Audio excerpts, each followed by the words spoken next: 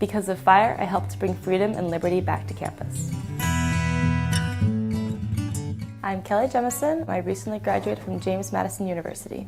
Well, I founded a pro-liberty group called Madison Liberty my sophomore year, and we're generally just trying to promote the ideas of liberty on campus. So we're really all about promoting discussions. We do some activism events though, so some of these policies are very important to our ability to hold our events and continue to communicate our ideas effectively on campus. My own group wanted to hold an event on marijuana legalization, an event that we had co-sponsors with the Democrats and Republican groups. It was a very popular issue.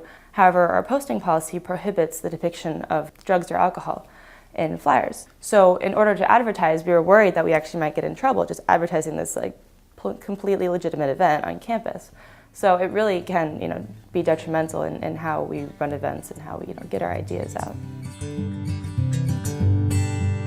Well, there were 3 policies as I went into my senior year that were still yellow light policies. The yellow light policies are not extremely huge infractions on free speech, but they still have wording that makes them unconstitutional and therefore needs to be amended. One limited free assembly on campus, one limited what we could post on campus, and the third limited what we could say on campus.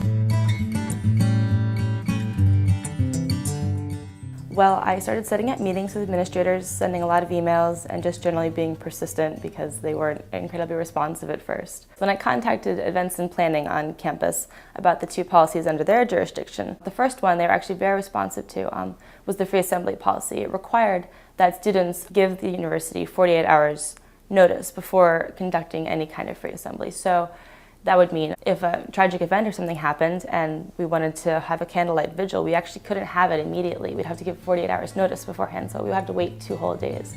So we actually got that changed so that the 48 hours was optional instead.